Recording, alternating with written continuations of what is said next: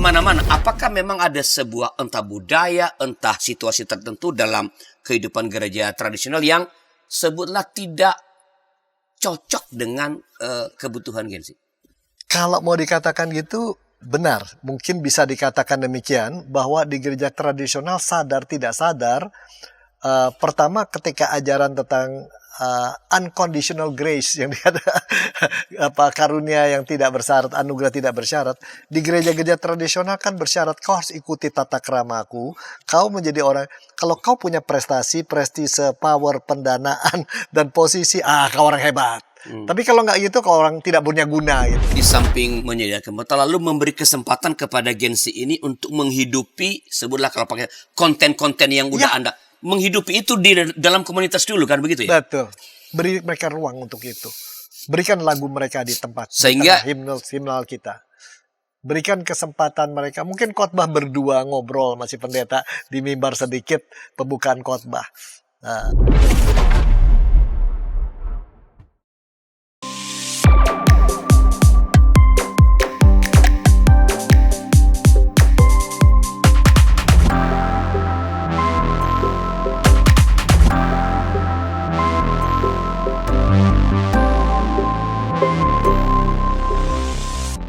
Sahabat kami, kita kembali bertemu dalam acara Warteg RI, Warung Teologi dan Refleksi Iman, dengan saya Arlianus sebagai pelayan warung. Ini sebuah program yang membicarakan isu-isu penting dalam iman Kristen atau perkembangan pemikiran teologi atau ajaran gereja, juga isu-isu kehidupan bermasyarakat yang dilihat tentu dari perspektif iman Kristen.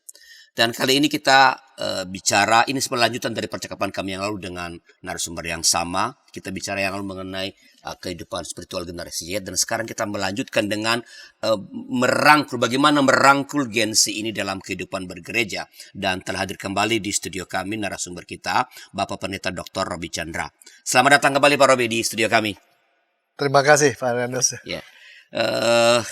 Apa kesibukan sekarang Pak yang paling menyita pikiran waktu?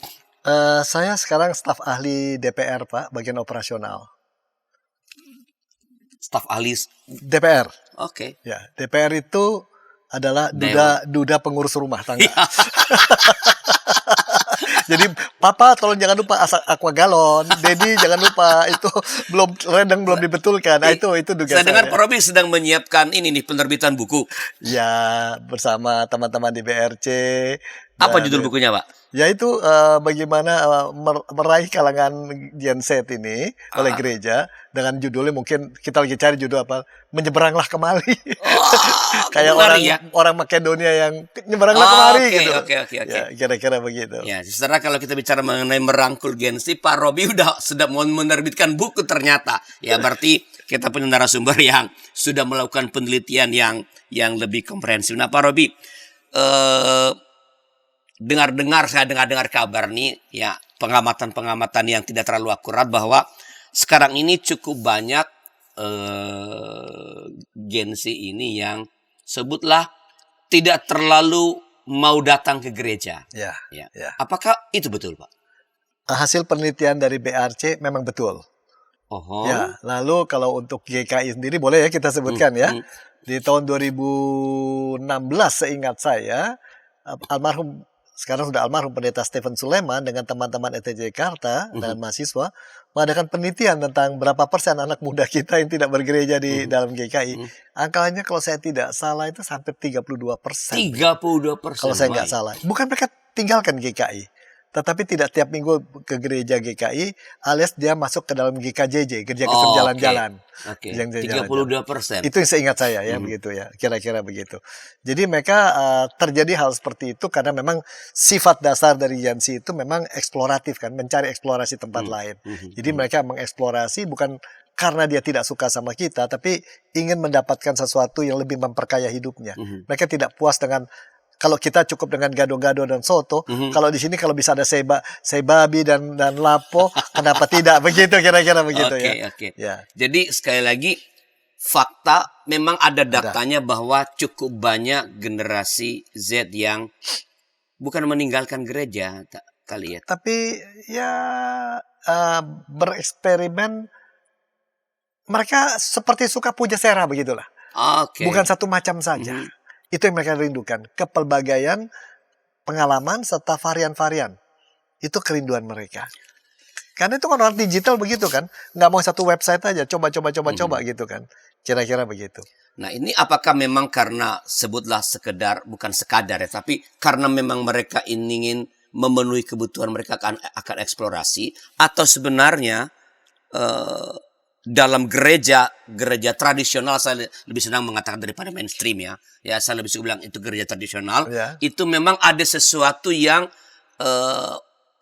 bertumbuh, atau situasi dalam gereja-gereja tradisional memang tidak menarik bagi agensi ini, Pak. Itu kan tadi kan soal aku mau bereksplorasi. Iya. Tetapi sebenarnya kalau ini loh, kalau makanan tadi ya, saya mau coba, tetapi tetap kalau menu saya, makanan utama saya tiap hari ya di sini di warung ini. Betul. Lalu kadang-kadang ke sana. ya.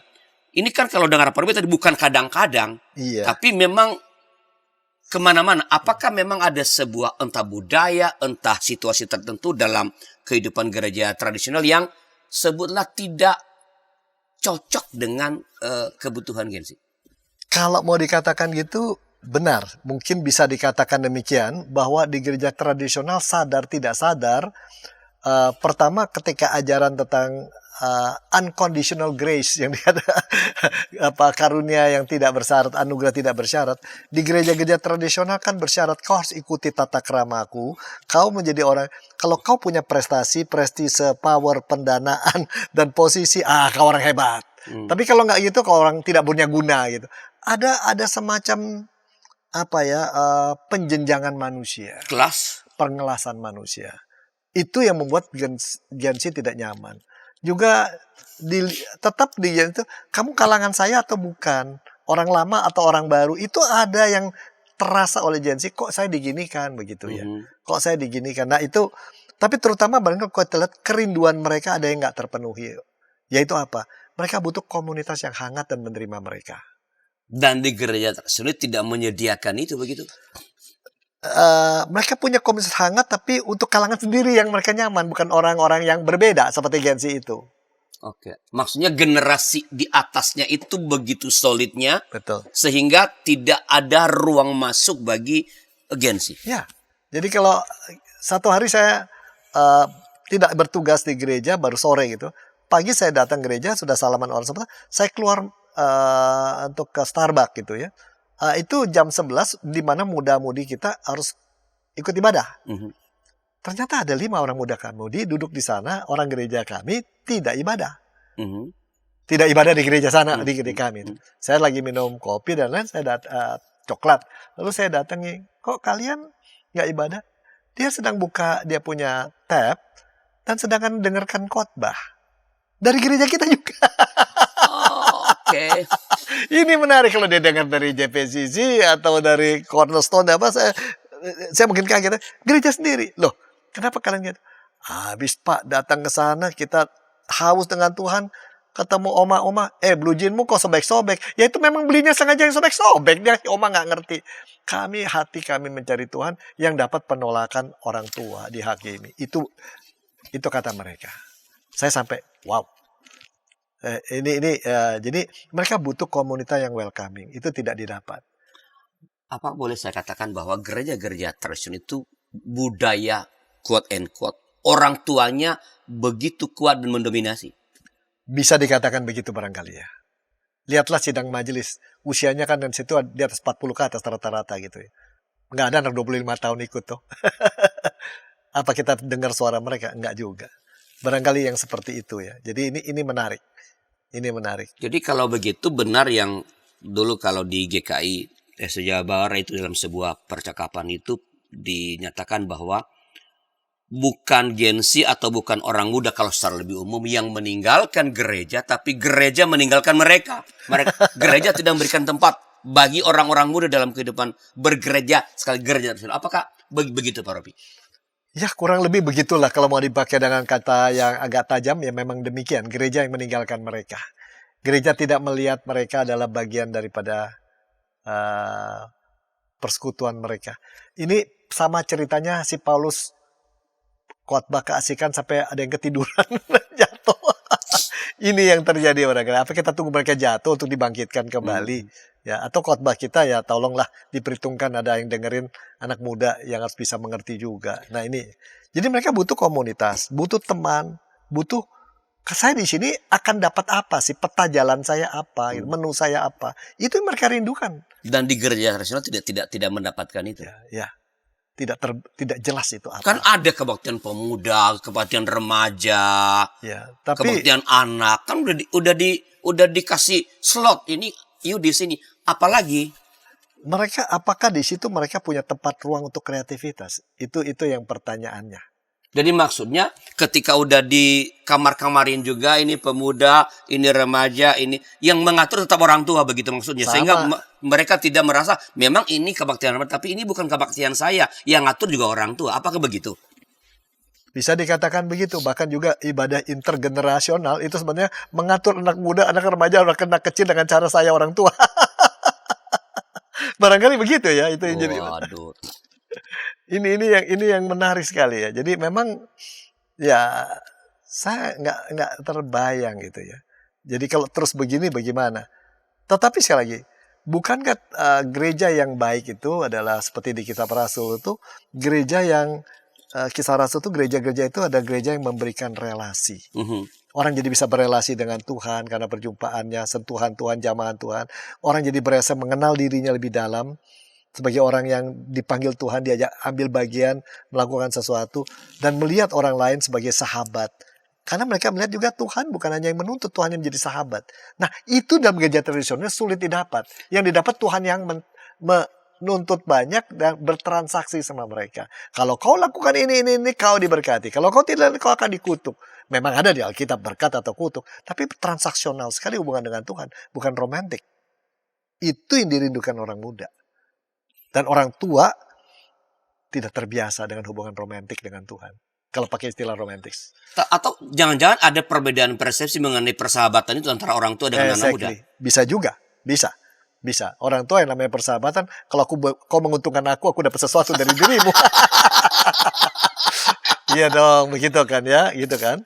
Iya kan, itulah sebabnya terjadi penjejangan. Orang ini pantas jadi sahabat saya, itu ya sedekat aja. Saya pernah sebuah gereja di GKI juga, saya berpakaian habis turun dari gunung berpakaian sangat jelek dan sangat sederhana, rambut belum dipotong, masuk ke gereja dikasih warta jemaat, mata saya nggak dikasih lihat. Begitu saya duduk, seorang ibu di samping saya menjauh, menggeser diri. Memang dia rapi sekali, kayak pakaiannya kayak Sandra Dewi. Lihat kita ya khawatir diminta persembahan barangkali gitu ya.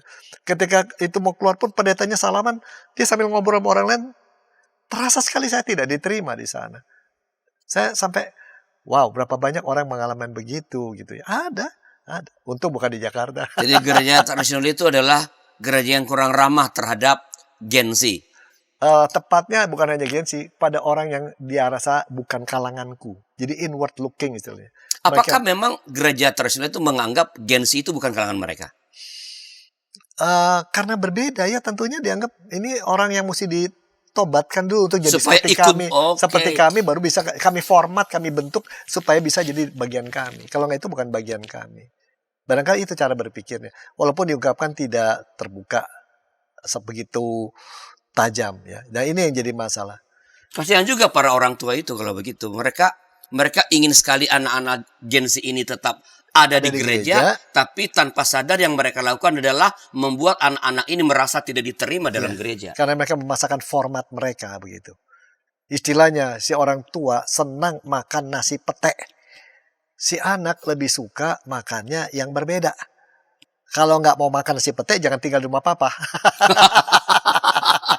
Kira-kira gitulah. Jangan duduk semeja papa kalau nggak mau makan begitu. Kira-kira begitu gambarannya. Ini yang terjadi. Ini yang sedang terjadi ya. Dan ini yang jadi tinggal persoalannya bagaimana jadi gereja yang punya relasi yang begitu hangat dan bisa menerima mereka. Sehingga di dalam, dan orang muda bukan hanya mencari relasi. Mereka ingin bertumbuh secara iman alias mengalami transformasi.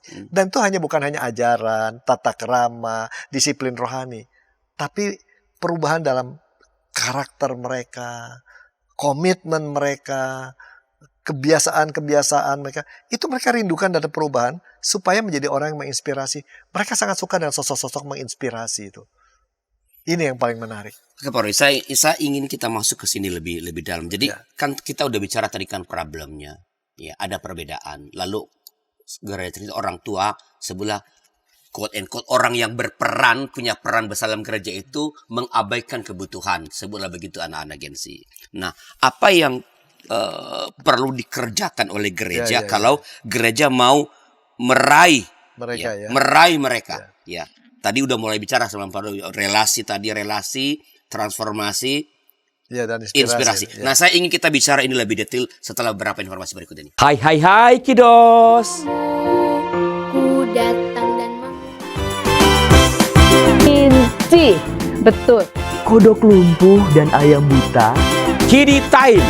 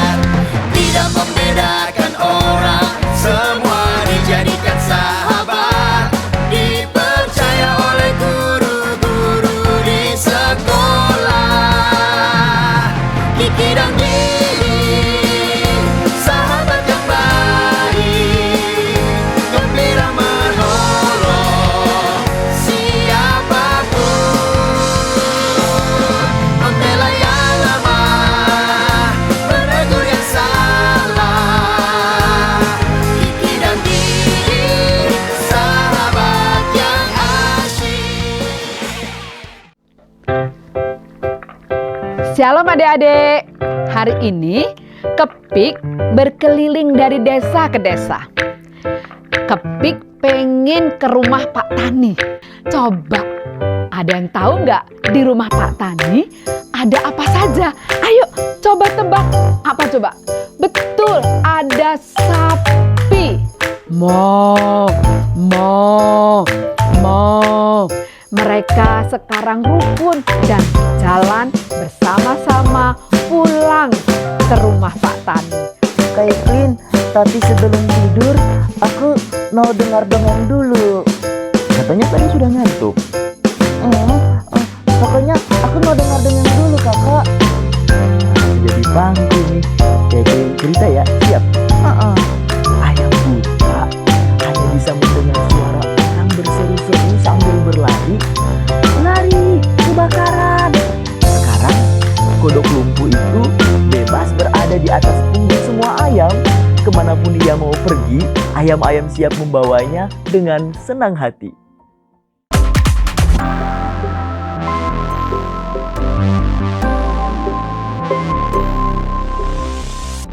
Masih dalam acara Warteg RI, Warung Tujuan Firman, dengan saya Arlianus sebagai pelayan warung, dengan narasumber kita Bapak Pendeta Dr. Roby Chandra. Kita bicara mengenai merangkul Gen Z dalam gereja, ya, merangkul mereka. Ya. Tadi Pak Roby kan udah mulai menjelaskan tentang kalau mau merangkul mereka butuh apa? Itu mereka membutuhkan agar ada relasi yang baik, lalu ada transformasi, lalu inspiratif. Apa sih Pak? Bisa dijelaskan yang dimaksud dengan ketiga term ini? Yang pertama-tama gereja yang berhasil, pendapat saya adalah gereja yang punya tiga tadi ya, relasi, transformasi, dan inspirasi. Itu menjadi inti daripada seluruh aktivitas dia ya dalam misinya. Nah, berelasi itu berarti gereja tidak bisa berelasi dengan baik dengan orang lain di luar dan di dalamnya, apalagi dengan Gen Z, kalau di gereja itu tidak ditekankan bagaimana berelasi dengan Tuhan yang tepat. Dalam hal ini, gereja harus punya gambaran tentang Tuhan yang sesuai Alkitab, ya, dan mengerti bagaimana kita kenal Tuhan, yang begitu mengasihi, yang memberikan anugerah, yang mau menjadi sahabat kita. Kan ada banyak kata-kata di Perjanjian Baru ya. Aku sahabatmu atau apa, kurang lebih begitu. Nah, kenapa ajaran itu secara teologi tidak ditekankan? Mungkin karena zaman tahun 325 dan seterusnya, warna feodalisme dan hierarki sangat kuat sekali. Jadi hierarki itu kuat, dan masuk Asia apalagi kan, paling atas dewa, lalu kaisar, lalu jadi kebiasaan tuh pemisahan, pemilahan tuh begitu kuat, sehingga relasi dengan Tuhan pun demikian. Lihat Tuhan begitu ada di atas, begitu jauh, dan kita sembah, kita angkat tangan dan sebagainya. Tapi tidak pernah membayangkan gereja mengajarkan pada umat, Tuhan adalah sahabatmu. Lepas apa yang kau lakukan salah atau benar, dia ada di sampingmu. Seperti seorang bapak atau ibu. Anak nakal pun tidak dibuang, malah dipeluk, lebih tarik supaya anak jangan lebih nakal lagi. Nah, bisakah itu narasi seperti itu dan teologi seperti itu dikembangkan di gereja? Kalau itu mulai seperti itu, seperti kasusnya anak bungsu yang hilang itu, ketika pulang ke rumah, bapaknya ganti jubahnya, kehormatan, ikat pinggangnya, kekuatan, cincin diberikan, sepatu.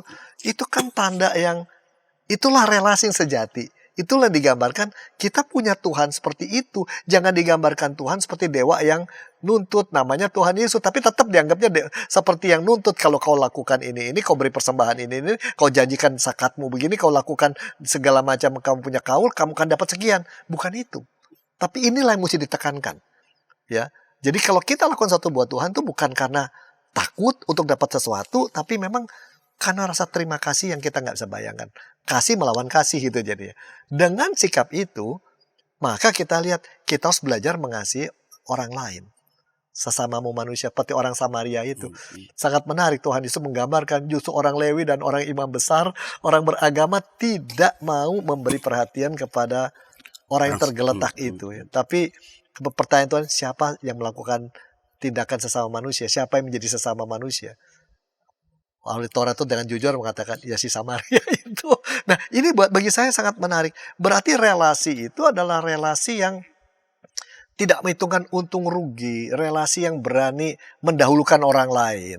Relasi yang sangat memperhatikan kebutuhan orang lain tadi. Memulihkan. Relasi yang memberikan dia tempat aman. Dibawa ke hotel gitu kan. Relasi di mana yang menolong itu jalan kaki, yang sakit di atas kuda. Inilah relasi sejati yang dirindukan orang-orang muda, bahkan yang lebih juga, terutama Gen Z.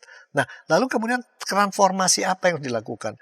Kalau zaman dulu transformasi melalui istilahnya penuangan ilmu, content learning, ya, pembagian transfer pengetahuan, kebenaran ajaran yang benar. Bukankah di zaman sekarang di kalangan muda-mudi mereka lebih banyak belajar melalui pengalaman? Yang disebut experiential learning. Ada yang sebutnya tacit learning. Nah, ini menarik. Orang muda rindukan bukannya pengetahuan, tapi bagaimana melaksanakan itu. Dari pelaksanaan itu saya belajar apa yang saya sudah ketahui. Atau malah dari pengalaman itu saya tarik pemahaman, saya cek benar nggak demikian. Itu yang mereka rindukan. Bukan begini, dengar cerita saja. Lalu ini teori, lalu aplikasi. Bukan. Kedua itu harus bagaimana jalankan. Itulah nanti transformasi proses, bukan hanya melalui khotbah ajaran, tapi mungkin dalam komunitas kecil di mana ada share and care, komunitas ukuran medium yang seperti komisi, dan juga di dalam komunitas lintas yang lebih besar ya. Dan bagaimana menjadi inspirasi? Kalau di Alkitab jelas seorang menjadi inspirasi karena kesediaan mengosongkan diri dan memikul salib lebih berat. Nah, bisakah itu, bagaimana melaksanakan itu gereja jadi gitu? Saya kira ada 3 hal yang paling penting. Nomor 1, kepemimpinan. Mau tidak mau ini. Entah pemimpinan tunggal, kalau di gereja-gereja Injili barangkali, atau di kepemimpinan yang bersama-sama atau tim leadership kolektif, seperti di gereja-gereja yang disebutnya mainstream atau apa, gereja ecumenical. Nah, pemimpin yang diharapkan itu pemimpin yang menginspirasi orang dan bersahabat. Nah, di sini memang kita sadari dulu, pemimpin kadang-kadang hidup dengan menjalankan kepemimpinan dengan satu metafor yang dipegang dia. Ada yang menggambarkan dirinya sebagai kapten kapal. Ada yang menggambarkan dirinya sebagai coach. Ada yang menggambarkan dirinya sebagai dirigen, pemandu wisata, panglima perang, dan petani. Sangat menarik, di kalangan ekumenis yang dirindukan pemimpin adalah yang seperti petani, metafornya. Oleh Jensit. Yaitu yang mau menanam, yang menyirami, yang ikut memacul, dan lain-lain. Jadi pemimpin yang sangat sabar menunggu pertumbuhan. Itu temuan dari Bilangan Research Center. Dan terlibat pada prosesnya. Proses panjang itu ya. Nah, di kalangan Injili yang diharapkan pemimpin adalah yang utama adalah coach. Yang mengajar, mengarahkan, memonitor, mengkoreksi gitu ya. Sedangkan di kalangan Pentakosta Karismatik juga diharapkan sebagai pemimpin yang diharapkan sebagai panglima perang. Yang maju di depan, menghukum, mengajak, memberi semangat, memobilisasi, dan ambil risiko tinggi, dan lain-lain. Menarik, dari 3 kalangan itu ada Gensinya punya gambaran berbeda-beda kepemimpinan seharusnya. Kita belum pernah membuat studi. Sebenarnya kalau di GKI pemimpin melihat dirinya sebagai dirigen kah, sebagai petani kah, atau sebagai pemandu wisata. Nah, ini menarik ya. Tapi sekali lagi yang diharapkan oleh Gensi supaya gereja bisa merangkul mereka, kita lihat adalah pemimpin yang mungkin metafornya adalah petani dan pemandu wisata. Mau kemana Pak? Kalau sana ada pilihannya gini-gini, ini kalau ke Bali ini loh menunya. Anda mulai dari mana? Menu apa? Itu pertama nanti kita bicara. Pemimpin penting. Kedua, untuk merangkul, saya kira proses pembinaan atau pemuritan atau pertumbuhan iman itu perlu dibuat ya, tidak hanya sekali lagi konten, khotbah ajaran, nah itu sering, tetapi banyak juga menyentuh hati, memberi solusi, dan ini sifatnya barangkali lebih baik komunikasinya banyak 2 arah. Jadi share and care group itu sangat penting peranan itu ya. Kelompok kecil bukan KTB ya dengan kurikulum ketat, tapi share and care group. Saya beri contoh, ada sebuah gereja punya beberapa komunitas untuk orang yang bercerai. Interesting. Kalau di gereja model kayak GKI atau gereja-gereja besar, begitu seorang bercerai, dia mungkin malu di omongan orang, digosipi, lalu mereka akan pindah ke gereja lain. Ini gereja yang kalangan Pentakostal Karismatik. Itu kalangan bercerai pun dikumpulin dalam life group yang berbeda. Yang ini bercerai karena memang sama-sama salah. Mengharapkan sesuatu dari perkawinan yang gak masuk akal dua-duanya sehingga bubar. Yang ini adalah kurban kekerasan misalnya. Atau kurban pinjol atau apa. Ada yang ketiga. Yang bercerai karena belum bercerai tapi dibilang bercerai juga bersatu tidak gitu. Nah, untuk ini menunya ada yang standar. Kami menawarkan ini, tapi fasilitator berkata hal apa yang Anda ingin mendapatkan lagi di sini yang nggak ada di materi ini. Dia bikinkan. Jadi tiap itu menunya beda gitu ya. Ini cabenya lebih banyak, di situ kecapnya lebih banyak, yang ini mungkin nggak makan udangnya gitu. Kira-kira begitu yang diharapkan dalam program pembinaan. Dan itu harus diadakan sinergi antara yang disampaikan melalui khotbah, kelompok kecil, praktek lapangan, dan terutama yang sangat dibutuhkan dan yang terakhir adalah program mentoring. Seorang dibimbing oleh satu orang, dan si pembimbing masih ada pembimbing. Saya tumbuh dalam gereja yang dulu namanya GKI Kelinci. Sampai sekarang saya masih punya mentor, Ibu Farida ada di Nederland, dan secara berkala masih kontak-kontak, terutama ketika saya dalam kondisi sedih, krisis, bingung. Dia tahu saja tuh soal kontak. Saya juga punya menti, saya nggak bisa sebut namanya. Itu membuat suasana di gereja itu, kalaupun sampai ada perbedaan-perbedaan, kita nggak pernah betul-betul tajam gitu ya. Dan terasa persekutuan itu terbawa ke tempat kerja dan lain-lain. Inilah yang orang Gensi butuhkan, ya. Dan cepat sekali loh. Saya beruntung di Kayu Putih pernah mendapat kesempatan melayani muda-mudi yang waktu itu cuma 5 orang, kemudian sampai 100 waktu itu dan lain-lain. Dan pada waktu itu ketika waktu saya masih di Bina Warga, saya bantu mereka, kemudian di KKSW juga, Komisi Kependirian Sinode, saya sempat bantu. Sekarang mereka udah umur 45, 46. Tapi kalau ada kesulitan tetap lari ke saya. Dan saya juga kalau ada kepusingan saya bisa sharing seadanya, saya juga punya masalah loh. Mungkin Anda punya pengalaman bisa berbagi. Nah ini, pemimpin tidak harus tampil sebagai orang yang sempurna, tahu segala, dan punya jawaban segala. Pemimpin juga bisa percaya, jangan-jangan yang muda bisa menjelaskan sesuatu pada kita yang kita tidak tahu. Nah, kesediaan belajar inilah saya kira dari gereja yang sangat dibutuhkan. Kira-kira gitu untuk menjadi gereja yang merangkul. Ya. Jadi, kalau boleh saya sedikit, jadi mesti mulai dengan menciptakan, sebutlah apa namanya itu, lingkungan yang bersahabat. Ya, ramah dan bersahabat. Ramah dan bersahabat. Jadi Itu start dari situ. Ya. Kalau masih ada relasinya itu hierarkis, ya, kekentalan pada kelompok-kelompok, Ya, kebekuan pada ya. bukan nggak boleh ada kelompok, Boleh, oke, ya. tapi terlalu beku sehingga Ya.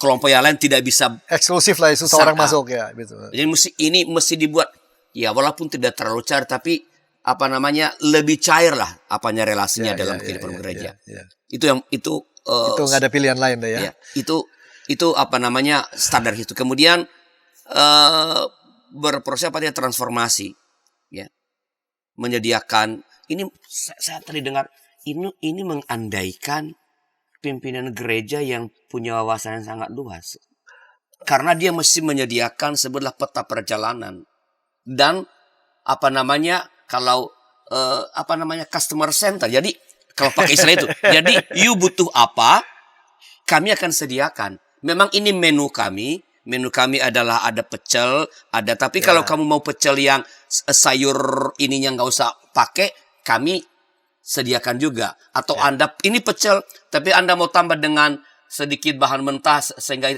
udah pecel tapi kayak karedok begitu. Dan kami, berarti kan mengandaikan pemimpin yang punya wawasan sangat luas. Pemimpin, tepatnya kalau dalam kasus kita pemimpin. Majelis yang memang melihat bahwa ini bukan hal yang bisa dilakukan ala kadar. Bahwa memang secara sengaja dan strategis ini membutuhkan investasi pikiran, investasi waktu, dan investasi pendanaan, serta pengetahuan. Kalau untuk bahan-bahan, nggak usah bikin sendirilah. Di zaman sekarang kita cari aja mau apa juga penjelasan tentang apa. Kalau susah tanya sama AI. Bagaimana mentobatkan anak muda yang dari keluarga pecah misalnya gitu ya. Dan sebagainya. Itu misalnya begitu. Jadi nggak usah khawatir tentang itu. Dan disinilah kerjasama antar gereja dibutuhkan. Ya, saya tidak menyebut kalau seorang majelis pergi tempat lain jajan. Itu kesempatan belajar apa yang Tuhan lakukan buat mereka yang mereka responi, yang bisa kita juga ambil alih. Kerendahan hati gereja untuk mau belajar dari orang lain juga penting barangkali ya. Nah, jadi ini di samping menyediakan peta, lalu memberi kesempatan kepada Gen-Z ini untuk menghidupi sebutlah kalau pakai konten-konten yang udah Anda menghidupi itu di dalam komunitas dulu kan begitu ya? Betul. Beri mereka ruang untuk itu. Berikan lagu mereka di tempat sehingga himnal kita. Berikan kesempatan mereka, mungkin khotbah berdua, ngobrol masih pendeta di mimbar sedikit, pembukaan khotbah. Nah, kamu bisa cerita nggak tentang apa yang kau alami minggu ini? Lalu si pendeta tak jawab, ada yang mau kamu tahu, baru lalu kembali ke firman. Misalnya khotbah itu kan jadi cair gitu ya. Nah itu misalnya begitu. Atau juga bisa juga Gen-Z itu kita ajak melawat orang. Ya, sekali-sekali kenapa cim-cim atau oma-oma yang dibawa untuk melawat seorang yang hampir dipanggil Tuhan, kita ngajak Gen-Z, Pak Pendeta butuh teman ke sana dan kamu pasti mengerti. Maukah kamu menemani saya? Mereka kan merasa dihormati. Tapi saya nggak ada bikin apa-apa, Om. Kamu hanya diam cukup, tapi temani saya di situ. Yang seperti itu, berikan ruang buat mereka juga. Kalau mereka salah, berpakaian beda, barangkali di situ otak kita. Pakaian kita pun, barangkali pun yang dia pakai sekarang orang tua kita sudah ngeluh, kok begitu sih pakaian? Coba setelah COVID lihat tante-tante itu kan pakai baju keplek-keplek di mall gitu kan. Zaman dulu nggak ada. Nah, dunia aja berubah. Nah, masalahnya memang ada orang-orang yang takut dengan perubahan. Itu yang jadi masalah. Nyaman dengan perubahan. Jadi mau ikut Kristus, tapi sebenarnya dia tidak mau meninggalkan tempatnya. Yesus yang mesti ikut saya. Pada ikut Yesus kan kita meninggalkan sesuatu maju ke depan. Nah ini kadang-kadang gereja nyaman dengan hal itu. Nah itu saya kira yang sangat penting. Nah khusus untuk khotbah, saya kira orang Gen Z ini rindukan khotbah. Bahkan bukan hanya Gen Z, Alpha dan orang tuanya. Butuh di tengah dunia yang begini banyak pilihan. Dan kita, tolonglah khotbah yang menolong kita mengenal pilihan-pilihan yang ada. Lalu apa solusinya yang ditawarkan dari firman Tuhan dan bagaimana memakainya, menggunakan itu. Jangan ribet-ribet lah, yang sederhana aja, pakai bahasa sederhana dengan gaya yang sederhana dan sedikit kesaksian. Barangkali itu yang mereka rindukan barangkali ya. Saya kira ini yang mereka. Nah kita nggak usah menjadi jual diri istilahnya. Jadi gereja kita menjadi gereja yang sekedar bisa memuaskan customer dan target market, bukan itu. Bukan. Kalau relasi transformasi dan inspirasi dilakukan seperti itu, maka relasi dengan Tuhan ya menjadi relasi yang tidak tulus. Mhm. Kuncinya ini dilakukan karena satu, Gen-Z itu yang Tuhan memberikan pada kita. Kalau kita nggak nyambut, yaitu orang Makedonia yang sudah melambaikan tangan, kita sorry, anggaran saya cuma sampai Troas. Maaf, itu giliran orang lain, si Petrus, bahkan si Thomas, saya sampai sini aja. Itu kan kecenderungan gereja, membatasi kesempatan untuk menjadi berkat buat orang lain. Saya kira itu kuncinya. Oke Pak Robi, terima kasih atas Ya. inspirasi yang diberikan. Sebelum mengakhiri ini, apakah andaikan menjawab pertanyaan kita di sini, merangkul generasi Z dalam gereja, kalau dalam 1-2 kalimat, apa yang perlu gereja lakukan sebagai sebuah catatan penutup kita? Yang perlu gereja lakukan Ya. supaya bisa merangkul Gen Z dalam gereja. Silakan Pak Robi. Saya yakin ketika ada satu hal yang sangat besar dan mengejutkan terjadi di dunia dan menggoncangkan, kayak COVID, kayak internet dan digital dan Gen-Z, saya kira itu saat dimana Tuhan mengarahkan kita kepada puasa 40 hari. Puasa 40 hari berarti adalah tahap yang baru. Kalau di orang-orang Ibrani mengatakan 40 hari itu tahap baru. Kita sedang diarahkan Tuhan tahap yang baru. Tahap yang baru itu artinya Gen-Z ini hadir, Tuhan hadirkan untuk mengajak kita belajar kembali. Yang mana yang esensi dalam hidup iman dan gereja kita. Yang mana yang merupakan hal yang nice to have, but not the core. Bukan intinya. Ini kesempatan kita pemurnian diri. Kalau pakai istilah itu. Kesempatan pemurnian diri. Nah, sekarang masalahnya, kalau kita ambil itu, berkat-berkat menunggu. Tapi kalau kita nggak lakukan itu, kita menahan berkat Tuhan, bukan Tuhan tidak kasih. Makedonia sudah disiapkan, sampai Efesus, Filipi, sampai Roma. Tinggal masalahnya, kita dipenuhi dengan ketakutan dan ketidaknyamanan, atau kita bersedia. Kalau Roh Kudus panggil, saya tidak tahu bisa apa enggak saya, apa yang mesti saya pelajari, tapi saya serahkan tangan saya, pegang, saya melangkah. Itu yang diperlukan barangkali. Oke Pak Robi, Itu terima semua kasih. kita ya, semua kita. Terima kasih Pak Robi, dan saya percaya percakapan kami dengan Pendeta Robi memberi inspirasi bagi gereja-gereja, bagi para pemimpin gereja untuk segera mengambil langkah, ya, untuk merangkul Gen-Z dalam gereja. Ya, tadi penting Pak Robi, Tuhan yang memberikan mereka kepada gereja, dan kalau kita tidak merangkulnya, kita menolak sesuatu yang Tuhan sedang berikan di depan mata kita. 3 kata penting dari Pak Robi tadi: relasi, transformasi, dan solusi. inspirasi. Solusi, inspirasi yang menjadi solusi. Ya, kalau nggak mau gitu, kremasi. Kalau tidak ada relasi yang persahabatan, nggak ada transformasi, nggak ada inspirasi yang bersolusi, kremasi, berarti gereja akan selesai. Terima kasih Pak Robi, dan bila ada masukan-masukan silakan kirim ke kami ke lewat nomor 0812 8188 9191. Tuhan berkati.